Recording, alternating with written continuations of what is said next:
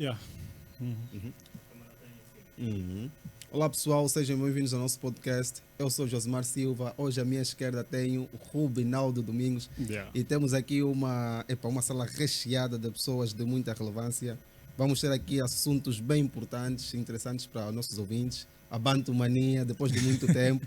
Depois vamos explicar o porquê que estivemos ausentes Vamos nesse sim, tempo. vamos. Tenho aqui ao meu lado o Edvaldo Rodrigues e tenho o Felipe Mulonde. Como o currículo deles é grande, eu vou deixar que eles mesmos se apresentem. E vamos ter aqui uma conversa descontraída e genérica sobre o mercado internacional, nacional, IA, tudo quanto eles sabem E também sobre tecnologia. as organizações de programação local, né? Exatamente, a temos questão aqui da APA, Associação de Programadores de Angola, ele que é o cofundador, né? Vamos também saber quem é o fundador, acho que tenho noção, mas não sei com exatidão quem é, não vamos especular. Então, por favor, vou começar por Edvaldo Rodrigues, apresente-se quem você é, o que você faz, o que come, de onde vem, qual é o teu planeta, será que é o do Messi? Vai lá, seja bem-vindo ao Bantu Talks. Boa, muito obrigado pelo convite. Eu sou Edivaldo Rodrigues João, sou angolano, sou licenciado em Engenharia Informática na especialidade de Computadores, Sistemas Complexos e Redes e sou mestre também em Engenharia Informática na especialidade de Suporte de Informação e de Software de Sistemas Automatizados pela Universidade Técnica Estatal de Tver, na Rússia. Sou docente universitário em 2 instituições privadas aqui em Angola. Sou gestor de projetos na área de TI, né, trabalhando com metodologias ágeis. E também sou engenheiro de cloud, né, cloud engineer, numa empresa privada aqui em Angola também. Ok. Currículo grande, Cloud Engineer. E não acabou, ele só resumiu. Por favor, Felipe Mulonde. Primeiramente, gostaria de agradecer pela oportunidade. Great. Acho que é a segunda vez que eu vejo de Lázio, é uma pessoa também que eu conheço há bastante tempo. Quando eu estava a fazer a 10ª, de lá estava a fazer a 11ª. E aí o Edlázio era o grande nome do Alda Lara naquela época, vamos assim dizer, no curso de informática. Bem, nós aqui temos um dilema entre as instituições de ensino médio no país. Nós Nós estamos em ITEL. constante bife com o Macarenco e o ITEL. Agora estou a ver que 2 extremamente nós rígidos somos do que vieram do Alda. Mas prossiga, Felipe, prossiga. Eu fiz o ensino médio no Alda Lara, fiz o curso de informática. Após isso, fui para a Rússia, onde eu fiz engenharia de software e depois fiz um mestrado em inteligência artificial. Após isso, fui para a Suíça, onde eu fiz um ano de pesquisa científica na interseção da arquitetura de computadores e análise de DNA, mas podemos chamar de bioinformática ou medicina computacional, mais precisamente em medicina precisa, não é? E atualmente estou em Angola. E em breve teremos boas notícias, é tudo que eu posso dizer. Bem, sejam bem-vindos ao nosso podcast. Estamos muito felizes por tê-los aqui no nosso programa. Mas uma particularidade que eu notei que vocês 2 estudaram na Rússia e é seguro dizer Dobrevici. Nessa hora ainda é Dobredien. Dobredien. Não, Dobredien ou Dobre Ultra, né? Dobre São 11 Ultra. de manhã, Dobre Ultra. Vieram das terras de Putin e ficamos muito felizes. Mas eu gostaria de entrar um bocadinho mais a fundo sobre o que é que vocês fazem especificamente, não é? Partindo do Edvaldo, que falou sobre Cloud Engineer, que é uma das áreas que é pouco falada aqui no nosso país. Por exemplo, para os novos jovens que estão aqui no país, o que é Cloud Engineer e o que é que eles podem fazer com esta área? Bem, se calhar eu começaria por dizer ou falar daquilo que, ou temas ou tópicos que se eu falar alguns já vão começar a lembrar, né? Se calhar já ouviram falar de uma AWS, uma Azure, que são as clouds públicas mais famosas, tem a da Google, tem da IBM, etc. E nós aqui em Angola temos algumas empresas que têm a sua cloud pública, muitas das vezes não são divulgadas claramente, e eu trabalho numa dessas empresas. Enquanto engenheiro de cloud, nós mantemos a nossa cloud, claramente construímos a cloud, hoje mantemos e desenvolvemos novos produtos para essa cloud. Estamos a falar de produtos como Backup as a Service, Firewall as a Service, Disaster Recovery as a Service, não é? Temos pronto, eu não vou falar pela empresa, até porque mas nós temos esse trabalho todo, e o trabalho vai desde o comissionamento a nível de hardware, né? Porque embora ser uma cloud, existe hardware. Então, desde o comissionamento a nível de hardware, o servidor, a storage, os switches, os routers, a configuração desses equipamentos todos, a virtualização, a integração dos vários serviços, é mais ou menos isso que nós fazemos no nosso dia a dia e lidamos com todo tipo de clientes. Nós temos desde a banca até empresas ligadas ao setor da saúde, empresas públicas e prontos. E foi um desafio muito grande, continua sendo um desafio muito grande. Até onde eu sei, em Angola, há duas empresas oficialmente que têm a sua cloud. Há uma outra que diz que é cloud, mas há uma das características que não responde, então não consegue ser uma cloud pública. E há uma outra que está para lançar agora, como é concorrente, não vou dizer o nome. Fazes muito bem. Mas aqui a questão, a falar sobre Cloud Engineer, Rubinal, se tiver alguma questão, pode avançar. Falar sobre Cloud Engineer, eu gostaria de saber concernente à precificação, que é uma questão que nos preocupa muito, já que estamos aqui no mercado angolano. E só para adicionar, como é que nós, né, digamos, do setor privado, ou do setor particular, digo, como é que nós acessamos esses serviços? Quanto é que devemos preparar para poder pagar? Quais são os serviços que nós podemos acessar, nós como programadores? Ok, bem, falando propriamente do nosso caso, ao contrário de muitas, há uma empresa aqui que tu vais ao portal, fazes o pagamento, vais ter aí o teu storage, não sei quanto vais gerir. No nosso caso concreto, a nossa metodologia trabalha um bocadinho diferente, tem sempre um gestor, não é? Tu contratas a capacidade, depois tu tens o portal e fazes aquilo que quiseres com a capacidade que tu tens a nível de storage e computação, né? RAM e CPUs, tens os IPs públicos, tu fazes a configuração de rede, crias quantas LANs quiseres, fazes roteamento, tem tudo ali no final das contas. Tu tens a firewall, e é mesmo um data center virtual, nós até chamamos de VDC, não é? Virtual Data Center, que tu tens praticamente um data center virtualizado.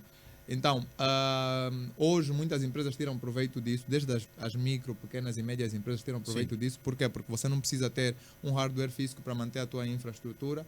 Tu pagando algo como, vamos assim dizer, 100 e poucos mil kwanzas mensal, tu consegues ter mais ou menos 100 GB de SSD para storage, consegues ter um IP público, consegues ter uns 8 GB de RAM, consegues ter 4 vCPUs, não é? E consegues publicar os teus serviços na internet. Então, muitas empresas, e muitos serviços que nós utilizamos, eu não posso aqui revelar, estão na nossa cloud e usam isso muito, muito bem. Não é algo tão caro, tanto mais que os nossos preços acabam por ser um pouquinho mais baratos que essas AWS, dependendo da região deles, né? Porque, exatamente. Há regiões que são mais baratas devido ao próprio consumo de energia e etc. Mas comparamos aqui alguns e conseguimos tirar vantagem. Esta é uma questão muito importante porque nós, às vezes, quando estamos a consumir esses serviços, temos que meter uma região que não é a nossa e por aí vai. E tendo essas empresas já que acaba por facilitar muito. Mas no caso de nós desenvolvedores e aquelas pessoas que, por exemplo, também são investidores, por exemplo, querem criar um aplicativo de streaming. Sabemos que esses aplicativos requerem muito consumo de dados. Então, ter um próprio servidor próprio, ter a sua cloud nesse sentido, facilitaria muito, por exemplo, a questão de escalabilidade, a manutenção futura, por exemplo, migração de dados. Isso tudo facilitaria o ecossistema da própria empresa. A minha questão ao falar da precificação é justamente agora, não só ao pagar os serviços para a tua empresa, mas na questão dessa pequena empresa querer montar. Quantos milhões, por exemplo, é que essa empresa tem que investir para montar, ter por exemplo, uma estrutura como essa? Há empresas que eles têm as suas próprias clouds privadas. E para montar, na realidade, não se precisa de um investimento muito alto, precisa ser de know-how, estás a ver? Porque tu, com, vamos assim dizer, 2, 3 servidores físicos, tiveres uma boa internet e ter os softwares para virtualização disponíveis pelas grandes empresas, vou falar das maiores empresas a nível de virtualização a nível mundial, a VMware, né? E eles têm um conjunto de produtos que permitem você construir uma cloud, quer seja pública ou privada. Então, tu com isso tu já consegues. Depois, no final das contas, é dominar todas essas tecnologias. Se você, hoje há empresas até a nível de telco que já utilizam virtualização, as SD-WANs e não sei quanto, utilizam essa cena de virtualização. Se for em termos de cybersecurity, tem soluções para a virtualização. Então, hoje você já consegue, nós temos clientes que dizem, eu não quero estar numa cloud pública, eu quero uma cloud privada. Vocês vão desenvolver para mim uma cloud privada. E nós conseguimos desenvolver. Só precisa o know-how, porque hoje muita gente limita-se propriamente naquilo que vê a AWS e tal, mas trabalhar sobre algo totalmente desenvolvido por outros e tu és um end user, vamos assim dizer. Outra coisa é tu desenvolveres uma cloud e tu manteres essa cloud, porque há desafios todos os dias, porque tu tens de estar aí. Cybersecurity, back-end. principalmente. Questão de cybersecurity, yeah. Mas em termos de virtualização, as tecnologias de virtualização já atendem muito bem essa questão, porque eles segmentam muito bem aquilo que são os dados. Mesmo sendo uma cloud pública, tu não tens os dados, assim, os dados de um não falam propriamente com o outro. Está tudo bem isolado. Uma explicação, entanto, aí bem, Yeah, bem profunda. bem profunda. Dá para ver que é duro. Mas não podemos estimar muito, porque senão os seguidores do teu vão ficar chateados. Mas antes de prosseguir, no Felipe Mulombo, eu gostaria de saber onde é que vocês nasceram. Né? Acho uma pergunta importante para se situar no tempo e no espaço, para aqueles jovens que se calhar estão a vir da mesma periferia e quererem tem também... aquele incentivo. Aquele incentivo, aquela motivação. Onde é que vocês nasceram, onde é que vocês cresceram? Olha, eu nasci na Terra Nova, Ok. Rangel, né? Terra Nova, cresci na Terra Nova, só saí da Terra Nova quando tive que ir para a Rússia. Então, Ok. e hoje vivo aqui nestes lados do Quilamba, mas a minha vida toda foi mesmo na Terra Nova. Aí no município do Rangel, anteriormente município do Rangel, hoje distrito urbano do Rangel. Né? Ok. Então foi lá onde eu cresci. Nunca te bateram, nunca foste assaltado aí. Porque Olha. Terra Nova é a terra dos judocas. De judocas. Pô, de eu conheço judocas. bem aí como é que funciona. Quando fui pegar o Felipe, ele falou: aqui tem zonas que você não pode entrar sem o dono do bairro. Não, mas por acaso, me assaltarem nunca. Epá, já me aldrabaram, me burlaram. tá vendo? Foi uma aquela só, olha, vai aí fazer isso, deixa aqui a tua coisa. Eu fui, quando voltei já não encontrei, mas isso há bué de Até esse tempo. tempo. Mas bateria, né? Não, Terra Nova é uma banda fixe. Felipe, Eu nasci em Angola, Luanda, Petrangol, Sambizanga, Já somos três, já somos três. Porto, Anguaiá, Sobó e que tal. Na minha avó, mas eu nasci acho que nasci nos Salvadores do Anguaiá, depois fui viver na Petrangol, mas às vezes subia no Anguaiá na minha avó, que é para passar algumas férias e que tal. E acho que 2005, 2004 é quando viemos aqui nos Salvadores do Futungo, Benfica, e aí estamos vivendo nessas áreas até agora. Boa. okay. Yeah. Olhando para o teu cabelo, acho que é lógico que os nossos seguidores vão notar que tu não paras muito aqui na banda. Olha, Ainda tem dificuldades, por exemplo, aqui em Angola, concernente ao teu estilo? Até antes de fazer uma pergunta rápida, olhando para ele, te lembra quem? Acho que um músico. Quem? Maybe Joe Cole ou The Weeknd, talvez. Né, Agora, o look dele, te lembra quem? Também é um artista. Não, Steve Jobs. Lembrei agora. Depois eu conto a piada, vai. sobre os looks. Em casa, um choquezinho com a mamã. O pai está um pouquinho já mais calmo. Às vezes deixa um pouquinho desconfortável, estás a ver? Tipo, quando você vê a tia, os vizinhos, as pessoas que te viram crescer e tal, sabem que você tem uma boa reputação acadêmica e depois são desafiadas com esse novo contraste. Pois. Eu li uma publicação científica, tem uma publicação científica, como posso dizer, é um texto que na verdade era uma palestra que o Hamilton, não sei se as pessoas conhecem, ele que criou o Hamilton Distance. Então ele recebeu um dos prêmios Nobel da ciência da computação, e aí ele escreveu um papel, praticamente estava a dar uma palestra a outros engenheiros, em que ele tentava motivar os outros porque você tem que trabalhar em coisas grandes. E ele começou a falar sobre várias coisas. Ele deu vários exemplos de coisas que podem te atrapalhar, estás a ver? E um dos grandes exemplos está ligado com essa questão. Ele disse, olha, não luta contra o sistema. Estás a ver? Porque você não tem força suficiente para você lutar. E se você quiser lutar contra o sistema, que essa seja a tua área. Né? O que é o sistema aqui? O sistema aqui é que nós em Angola temos um sistema que pessoas que têm a aparência que eu tenho são automaticamente agrupadas, não é? E depois ali tem aí um perfil comportamental que eles dão a essas pessoas, que eu vejo isso em paralelo. Eu vejo que tipo os maiores gatunos, assaltantes e tal não usam esse look, não é? Que afetam milhões e milhões de pessoas, estão com fatos e gravatas e estão em lugares muito altos. não é? E as pessoas até que têm esse que usam assim direitos e tal fazem coisas, mas o número de pessoas que na verdade eles afetam em termos de impacto é muito reduzido do que o impacto que é causado pelo roubo daqueles que estão com fato e gravata. Mas as pessoas não conseguem fazer esse exercício psicológico para conseguir entender isso. Esse é um... E do outro lado, eu também não posso forçar as pessoas a fazerem esse exercício psicológico, que é aí onde entra não lutar contra o sistema. Tipo, você não vai conseguir forçar todo mundo a pensar assim. Exato. Estás a ver? Então só tenho que arcar com as consequências, estás a ver? E na verdade esse cabelo eu fiz porque o nosso cabelo é complicado, estás a ver? Pô. Você tem que tratar muito bem. Eu sempre gostei de ter cabelo. Então, para encontrar o meu termo, essa foi a solução que eu encontrei. Tipo, eu quero acordar, tomar banho, vestir e sair. Porque o tempo que eu gasto a pentear o cabelo e depois Pois. as dores e que e tal, quando o cabelo começa a ficar muito grande, então atrasa muitas vezes. Então, o que eu encontrei, a parte disso, gostei mesmo do look, estás a ver? Eu também Yeah. curti o look. Não, Gostei do fixe. look, Não sei gostei se o da serviço de aparência. investigação, como é que o serviço de identificação vai gostar. Quando você vir renovar o bilhete. Eu já renovei o bilhete, já E tratei não houve tudo. complicações. Não, eu acho que as coisas estão Estão a melhorar. Yeah. Estão A a melhorar. melhorar. Mas, Voltando- yeah, ok. mas eu não julgo as pessoas, estás a ver? Uhum. Porque se eu te ver numa rua e eu sei que é sempre alguém de roupa preta que assalta, epá, quando alguém passar de roupa preta, eu tenho que estar um 50-50, estás a ver? Pois. Yeah. Tipo, eu tenho que dar o benefício da dúvida, estás a ver? Então, tem pessoas que foram assaltadas com pessoas que têm o meu perfil. E eu não posso chegar nessas pessoas, se calhar mais do que uma vez ou duas vezes, chegar nessas pessoas e dizer, olha, tens que ser completamente transparente, tipo, tens que completamente aceitar que pessoas é. assim também são normais. Quando você tem um grupo, você vê que as pessoas que consomem certo tipo de substâncias e que estão sempre com esse tipo de look. E nós crescemos com dados, está a ver? O nosso processamento é tipo, nós coletamos dados e através desses dados julgamos. E é assim como é que o cérebro funciona. Então não há muita coisa para fazer isso. Mas o exercício psicológico, sim, as pessoas podiam fazer, mas. Pois. Yeah. Bem verdade. Voltando à nossa pergunta, que é com que exatamente trabalhas? Ok. Como é que é esse mundo onde você trabalha? Olha, eu sou uma pessoa muito dinâmica. Estás a ver?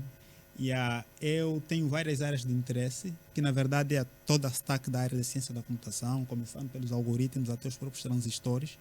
E a minha dedicação é sempre auxiliar e tentar ter o conhecimento, vamos assim dizer, considerável sobre a stack completa e ter algumas áreas em que eu vou mais profundo. Estás a ver? E é claro que essas coisas foram variando durante o tempo, mas nos últimos anos é que eu realmente consegui encontrar uma área onde eu me situei e falei aqui onde eu quero, enquanto vou acompanhando as outras áreas. Eu trabalhei como engenheiro de software, estava muito inclinado em programação paralela, tipo entender modelos de memória, entender, por exemplo, como posso explicar, coisas tipo sincronização, balancear trabalho entre múltiplas threads e que tal. E trabalhei nessa área, não é? Acho que fiz 2 meses no RGD, que é o maior, que é a empresa praticamente que controla o highway da Rússia.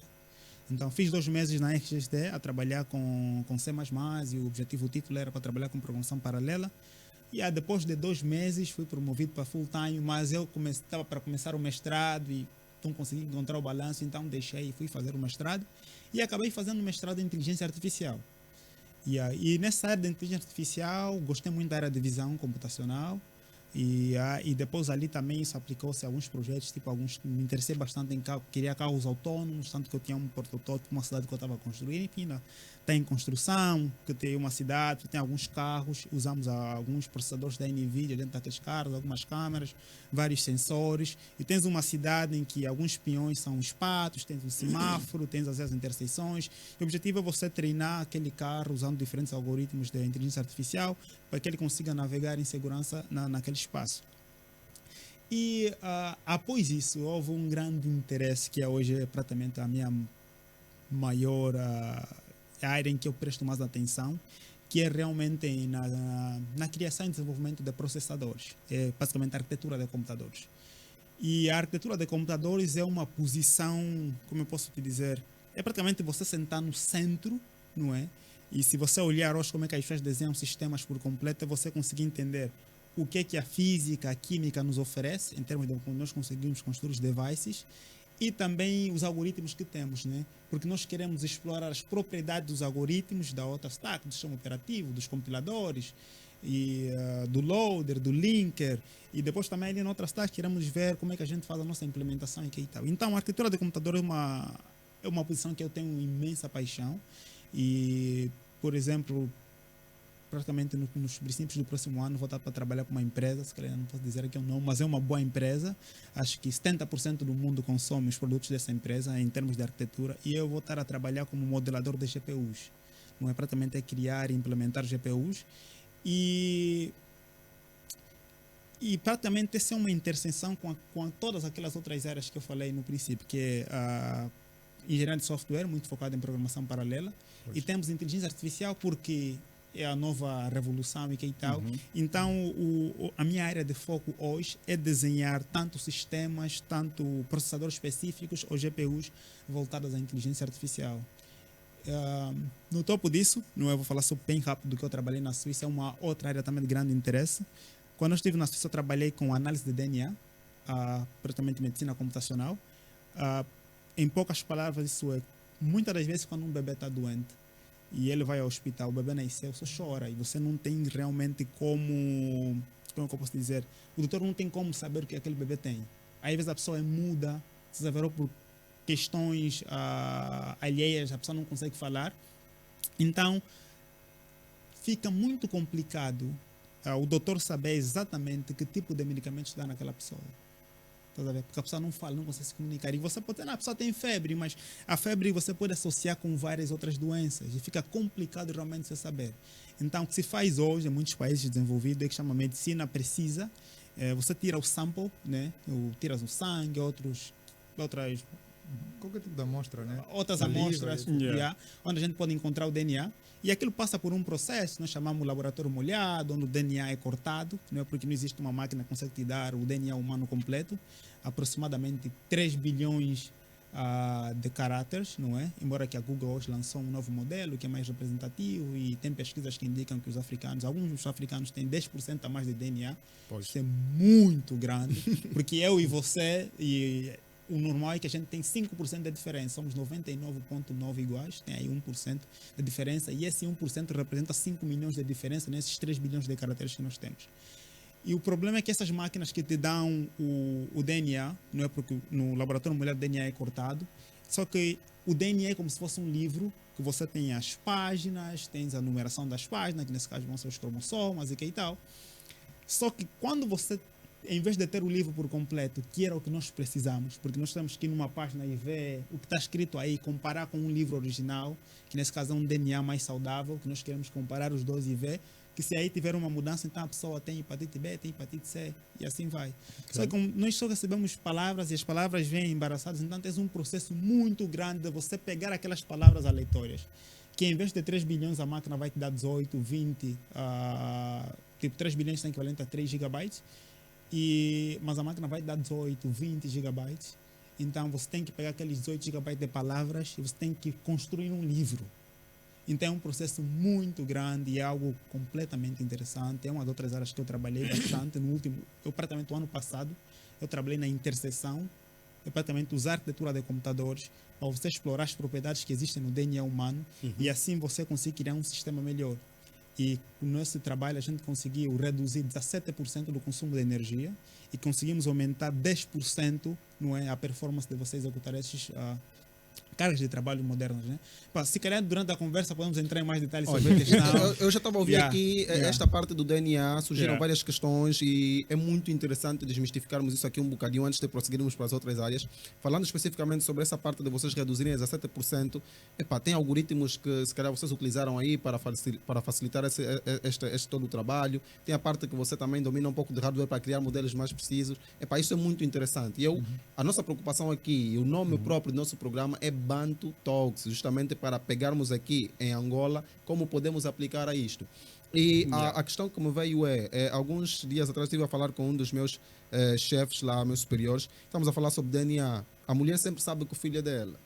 O homem nunca sabe. Aí que está. Parece até ser maníaco demais, parece ser algo muito Yeah. muito profundo, chega até a ser desrespeitoso, ser de duvidar da tua parceira, mas nós ficamos ali com esta súmula em cima da mesa e ficamos a desmistificar isso. A questão que se pergunta é por que o DNA, já que trabalhou nessa área, chega a ser um pouco custoso aqui no nosso país e quais são as estratégias que se utilizam muitas vezes para saber se o filho é teu ou não, porque querendo ou não, o homem nunca sabe se o filho é dele até fazer um teste de DNA. E quão preciso é, né? O teste de DNA. A não ser que você tenha um sangue muito forte, filho saiu, tua cara e Yeah. pronto, todo mundo sabe que Não, é mas o você. bebê, e aquilo que se diz, as mães velhas dizem, o bebê quando nasce tem cara de soco. Porque você não sabe. Não, porque quando o bebê nasce ainda não tem aparência. Yeah, não tem que tem, esperar não tem. crescer e depois você vê. E há alguém no departamento que diz: epa, já gastaste muito até lá. Yeah, Então a questão yeah. que se faz é justamente essa. Então. Quais são os processos? É realmente preciso o DNA e por que é muito custoso às vezes termos a questão do DNA aqui no nosso país? A camada mais baixa nunca consegue fazer um teste de DNA. É uma pergunta, tipo, a primeira coisa que esclarecer, tipo, eu trabalho com medicina computacional, que é biologia computacional, mas não necessariamente eu sou um geneticista, se é assim que é o tema. Não é que puder te explicar em mais detalhes. Mas eu consigo sim te explicar aí com, acho que com um bom nível de profundidade de como é que isso é feito. Nós temos algo que nós chamamos de DNA de referência. O DNA de referência é um DNA que acho que foi tirado de uma pessoa saudável até aquele ponto e foi construído por uma associação de vários cientistas, laboratórios espalhados ao redor do mundo. E acho que esse DNA foi feito ainda naquela época que era um modelo manual, então levou muito tempo para ser feito, não é? Hoje é diferente e tocaste muito bem na questão de por que é tão barato, por que é tão caro. Custoso, E as coisas vão ficando mais baratas. Já temos aqui, nós chamamos as máquinas sequenciais, que conseguem, acho que em questões de dias, imprimir boa parte do DNA humano, né? Aquelas palavras e tal. Mas voltando e dar só estruturar um pouco aqui o pensamento, não é? Na verdade, para você conseguir detectar se o filho é teu ou não, é estatística, não é? Porque o DNA vamos supor, são 3 bilhões de caracteres, não é? De letras juntas, não é? Que depois nós chamamos de read assembly, não é? Nós chamamos de read assembly porque o que a gente faz? A gente pega esses pedacinhos do DNA que vêm cortados, nós chamamos deles de reads, né? São reads, até como eu posso dizer isso aqui em português fica complicado lhe dar um contexto, mas nós chamamos de reads, e os reads variam, tem reads que são short e tem reads que são longs, não é? Os shorts são imprimidos por uma empresa chamada Alumina, e os shorts normalmente até são como é que eu posso dizer, variam aí, são de 100 a 300 megabytes por read, e aí você vai ter milhões desses reads, e quando você ter esses reads em pedaços, todos faltam por um outro processo que a gente realmente depende do pipeline. O pipeline é complexo, as pessoas podem, dependendo da aplicação final, você vai decidir que caminho você vai seguir, não é? Mas vamos supor que você só quer voltar aquele DNA e construir, nós chamamos desse read assembly, que é também assemblar os reads, e você vai ter aquela sequência, não é? E assim que as pessoas constroem DNA de bactérias e tantos novos organismos que a gente tem hoje. Depois daquele DNA estiver construído, não é? Que tens aí um DNA que você, se calhar, pode usar aquilo aí né, para fazer as análises que você quer e que tal. Então, você tem uma linha de DNA e depois você vai ter uma outra linha de DNA que nós chamamos que é o reference DNA, que é o DNA de referência. Então, é como se você colocar os dois juntos, não é? E depois você quer analisar de posição a posição quão semelhantes esses são. Esses dois são, não é? E essa aqui nós chamamos de variant calling, essa parte, variant calling. Porque o DNA, por si só, tem, como que eu posso te dizer aí? Existem regiões, não é? Por exemplo, há regiões em que eu posso procurar determinadas doenças. E o que vai determinar a presença ou a ausência de uma determinada doença naquela região pode ser DNA alterado. Se você tem uma sequência de AAA, ficou TTT ou CCC. DNA removido, DNA multiplicado. Então, essas alterações correspondem a doenças, a modificações diferentes. Eu quero correlacionar essas modificações aqui com exatamente o que você disse, para saber se és o pai ou não. Exato. É só quão similar essas duas sequências de DNA são. Ok. Estás a ver? Porque o pai por si só, não é? Quando ele, depois daquele processo de fazer um filho que e tal, o pai tira o sêmen quando entra na mulher, não é? Então ele entra já carregando algumas propriedades do DNA do pai. Só que durante a viagem, o DNA sofre mutações, não é? Aquelas mutações, na verdade, que acontecem é que faz você ser você. Você tem o DNA do teu pai e essas alterações, adições, multiplicações, emoções e que tal vão começar a acontecer, não é? É que faz você ser você. Depois o óvulo também existe ali algumas mutações que acontecem no óvulo, mas estatisticamente falando, disse que o que realmente torna você ser você é mais o esperma do pai do que as mutações que acontecem na mãe. Mas o que te ajuda a te identificar como humano é o que você recebe da mãe. Tá a ver? A mãe te dá aquela estrutura. Se nós queremos só te detectar como humano, não é? Você é o DNA que você recebe, você herda da mãe. Mas se a gente quiser ver o quão diferente você é dos outros humanos, estatisticamente, não sei até onde está certo, vi alguma pessoa que é expert na área dizia isso, estatisticamente são as mutações que acontecem no espermatozoide. Estás a ver? Então, você tem duas sequências de DNA, em poucas palavras, se você colocar quão similares elas são. Não é? Aí um intervalo que as pessoas vão ter lá. Se vocês são 95% iguais, então você é o pai. Se são 40% abaixo de um threshold, então não é. Precisão é complicado por causa dessas mutações. Estás a ver? E eu também não posso te dizer, mas agora aí tem que ter um teste de estatística significativo para prever até qual é a probabilidade de alguém mutar completamente até se parecer com o DNA de alguém. Não posso dizer que é impossível. Estás a ver? Não posso dizer que é impossível. Se calhar, não é. Por exemplo, é notado que toda pessoa, não é? Em qualquer parte do mundo que você tiver, nós vamos, para você saber se alguém é europeu, é alemão, nós pegamos um conjunto de dados da Alemanha e vamos ver se você tem as mutações que acontecem na população alemã, você é alemão. Mas isso não quer dizer que uma pessoa da Arábia Saudita não pode ter aquelas mutações. Mas só que aquelas mutações são locais para a Alemanha, tá a ver? E além disso, todas as mutações que existem em qualquer população global existem na África subsaariana. Tá a ver? Então qualquer pessoa, as mutações que existem lá fora que tornam alguém alemão, que tornam alguém espanhol, vas encontrar na África subsaariana, né? Que é onde sai a teoria de que todo mundo imigrou. É isso que eu queria falar já muito antes, quando falaste sobre aqueles 10% que todo o africano tem. Eu não posso dizer que é todo, acho que é alguns. Eu também não vou ser preciso com esta informação, mas teríamos que ter também aqui um panafricanista para desmistificar isso, porque segundo a história, principalmente aquilo que os panafricanistas defendem, é que todos vieram dos africanos. Inclusive eles defendem, não sei se eles estudaram mesmo também um pouco do DNA, para falar que toda a raça veio da raça negra. Eles particularmente afirmam isso aqui, mas pronto, isso num fórum mais detalhado podemos desmistificar isso. Verdade. Agora, até uma pergunta, acho que para cortar, mas é algo mais acidente já do nosso mercado, né? Para o Edvaldo que trabalhou, acho que trabalhou sempre no nosso mercado, também foi fora do mercado? Também, mas fora do mercado não foi propriamente na área. Ok.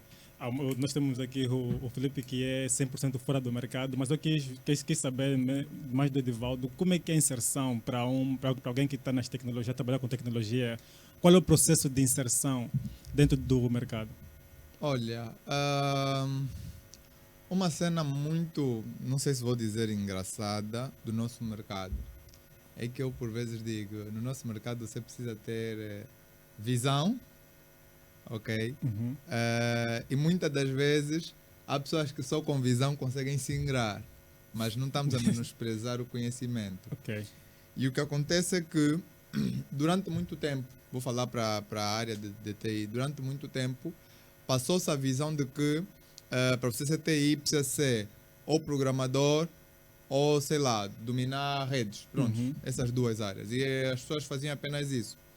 Mas hoje em dia o mercado já consegue sentir a necessidade de ter outras áreas a serem preenchidas. Porque até muito tempo atrás era totalmente trabalhos de consultores e consultores expatriados. No entanto,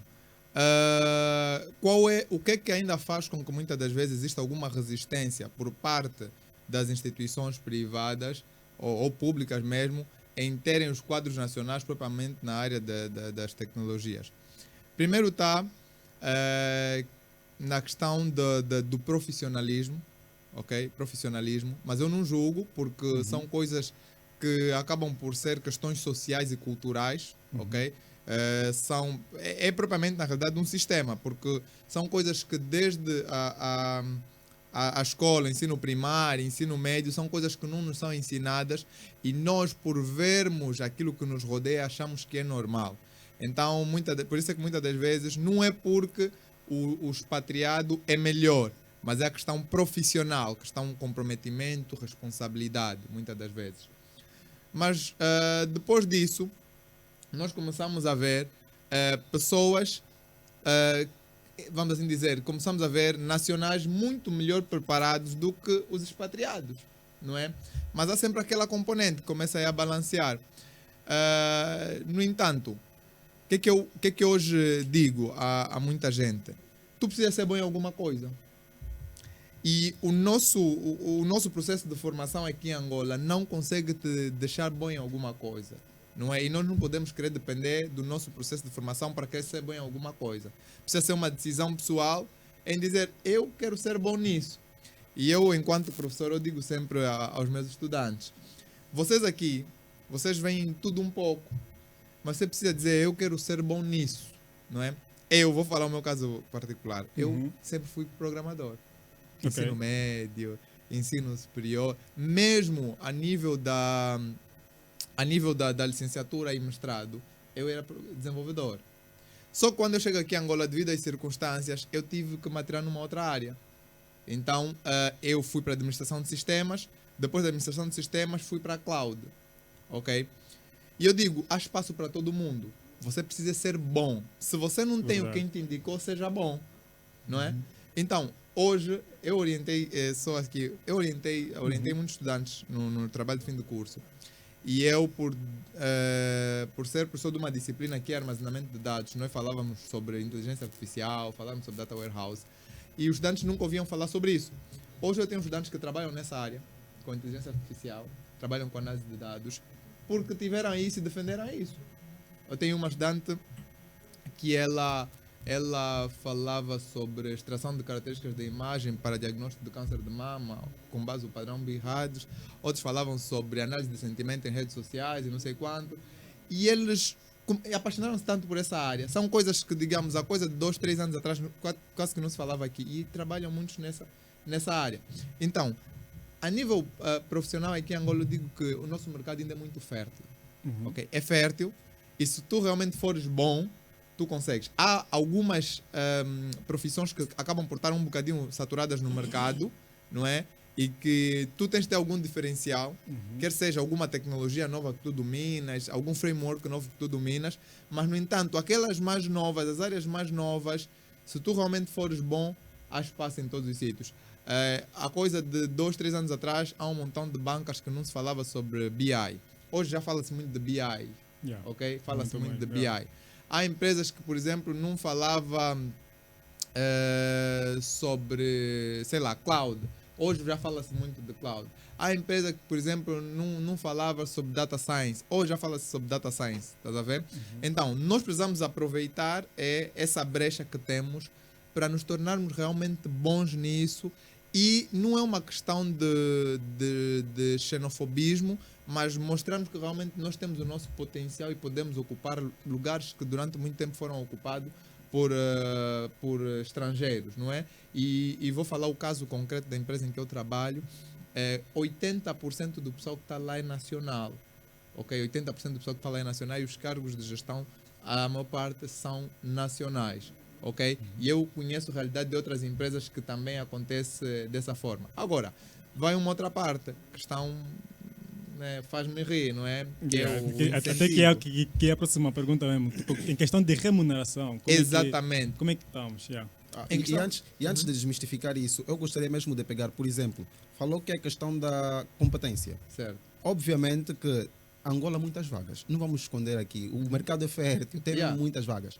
O que acontece é muitos jovens que reclamam sobre essas vagas, muitas vezes não estão capacitados. Exato.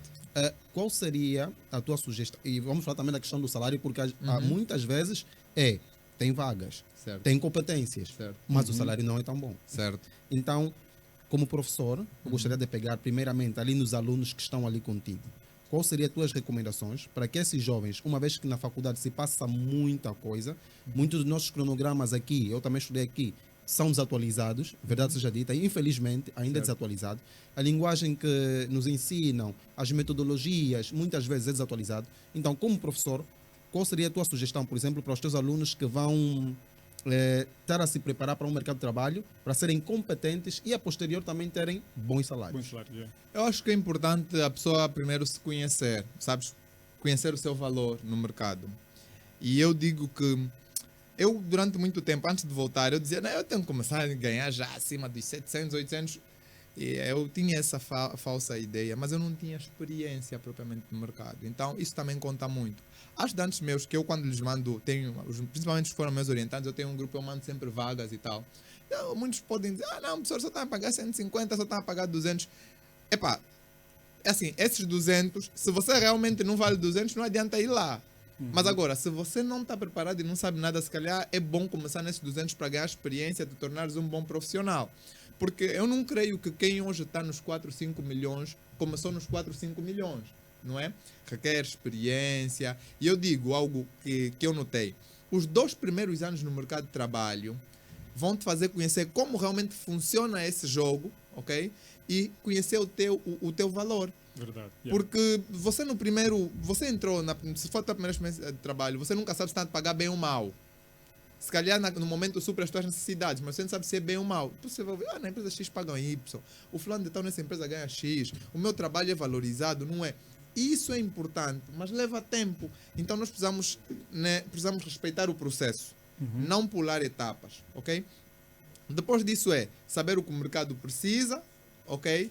E no final das contas saber realmente o mercado precisa disso, quanto é que o mercado paga por isso e com base nas minhas competências, quanto é que eu devo receber por isso. Há pessoas que hoje, vamos assim dizer, recebem 300 mil e acham que está bom. Há pessoas que recebem 1 milhão e acham que não está bom, não é? E essa discrepância, e até porque, mesmo a nível das empresas em Angola, é uma outra empresa que tem os salários assim tabelados. Tu sabes, tu és entry level e tu tens o salário X, depois estás no intermediário, o salário é Y, mas há empresas que cada um tem o seu salário. Vocês dois sentam na mesma mesa, fazem a mesma coisa, mas cada um tem o seu salário. Pois. Não é? E isso aí depende muito de como é que você vai vender o teu peixe, porque você no mercado de trabalho, você é um produto. É tipo, tu estás numa montra e tipo, eu vou olhar para esse produto, a embalagem tem que me chamar a atenção, tenho que ouvir boas coisas sobre esse produto, o sabor tem que ser bom, só assim que eu compro esse produto em detrimento do outro. Agora, se eu não quiser boa coisa, vou pegar o produto mais barato, por vezes, não é? Verdade, yeah. Então, esse jogo precisa ser feito, esse exercício precisa ser feito. Mas nós aqui, vamos assim dizer, quando tu estás aqui na academia, aqui em Angola, tu não consegues ter essa visão muitas das vezes. Tu só estás aí para estudar, bater as cadeiras e um dia, se tiver a sorte, entra num sítio e vais trabalhar naquilo que aparecer. Estás a ver? Se nós começamos a nos preparar desde cedo, segundo ano, terceiro ano, um estágio, um emprego part-time, nem que for, sei lá, começar a bombar como freelancer, faça um trabalho daqui, faça um trabalho dali para conhecer já o mercado de trabalho. Isso realmente ajudaria-nos muito. É assim, não vou dar números, mas eu, quando cheguei aqui a Angola, na minha primeira experiência, eu tinha um salário abaixo de 150 mil kwanzas e muita gente pensava que eu ganhava mais. Muita gente pensava que eu ganhava mais, estás a ver? Yeah. Hoje já estamos tipo 10 vezes, né, aquilo se calhar que eu ganhava ou um bocadinho mais, mas do tipo, mas eu entendia e eu sabia exatamente onde é que eu queria chegar. E eu digo que se eu não tivesse aproveitado aquela oportunidade, se calhar hoje eu não estaria onde eu estou, porque na empresa em que eu estou agora, encontraram no LinkedIn, eu não apliquei. Me encontraram no LinkedIn, falaram, gostamos do teu perfil, se encontra com uma vaga que temos aqui, podes vir, estás a ver? Yeah. Mas tudo aquilo que para eles poderem me achar ali foi porque eu aceitei aquela oportunidade, porque eu reconheci que, embora eu sabia que eu tenho competências e tal, mas eu não tinha tal experiência. Depois de ganhar experiência em 2, 3 anos, eu assumi e hoje digo que já conheço mais ou menos o mercado, já sei mais ou menos como me posicionar no mercado. Uma pergunta assim, bem meio rápida. E para os teus alunos, tu também apresentas o mercado internacional ou apenas dás um ensino assim genérico e temos aqui o mercado nacional e vocês podem se virar assim? Olha, para os meus alunos eu tento ser muito abrangente, tanto mais que eu tinha uma rubrica nas aulas que eu chamava sempre pessoas que eu muito admiro para irem falar para os meus alunos. Bom. E tá aí o Cláudio, o Cláudio já foi falar para os meus alunos falou um bocadinho sobre a experiência dele. Muitos começaram a fazer um montão de perguntas: como é que eu faço para ir? Yeah. Não sei quanto. Chamei um outro amigo, o Hélio, não é? Da Pentinal, da Cybersecure, foi para lá. Chamei um outro amigo, o Garcia também, foi para lá. Falou para os meus alunos, para eles conhecerem mais ou menos como é que é o mercado de trabalho e beberem um pouco dessas experiências e conseguirem ter algum norte, né? Certo. Porque uma coisa é você estar aí na universidade, ter disciplina, ter contabilidade, ter ergonomia, ter redes, ter não sei quanto. Outra coisa é você ouvir de alguém, na primeira pessoa que trabalha numa área, e você saber como é que é o dia a dia dessa pessoa. E você dizer, pá, é isso que eu quero para mim, é isso que eu não quero para mim. Então, eu tento sempre passar isso para eles e depois eles terem o poder de decidir exatamente se querem ir para a direita ou para a esquerda. Boa. É muito bom falar sobre isso, sobre trazer pessoas que estão No já no mercado. mercado. Isso dá uma outra visão, inspira. Eu me lembro que eu sabia, já falamos nos nossos episódios aqui, o que eu queria fazer desde pequeno, mas houve uma fase em que foi decisiva. Quando eu estava na 9ª classe, tinha um professor de história que admirava muito, era muito bom, mas eu não sei o que é que se passou naquele dia, que ele teve a ideia de perguntar individualmente a cada um dos alunos o que é que você quer ser, sair daqui para a 10ª classe, o que é que você quer fazer? E aquela pergunta foi no início do ano, e eu durante todo aquele tempo, desculpa, me preparei para ir atrás daquilo que eu queria fazer. Então essa experiência que estás a dizer aqui como professor, preparar os teus alunos para o mercado de trabalho, com certeza fará uma grande diferença. Agora, falaste também sobre a questão do salário. Eu não sou entrevistado, mas eu gostaria de frisar aqui que o bom salário, ou mau salário, o bom salário ou mau salário está muitas vezes atrelado ao mercado em que nos encontramos. Esta é uma questão que às vezes a pessoa reclama, não, eu só ganho 200 mil. Não, 200 mil aqui é muita coisa. O salário mínimo aqui é quanto? Essa é a São questão. 30 e poucos mil. Estás a ver? Então 200 mil sim é um bom salário, mas a questão é o custo de vida por ser muito alto. Então às vezes os programadores ou os funcionários querem algo a mais, porque também tem outras empresas privadas a pagarem algo muito superior na mesma área em que você trabalha.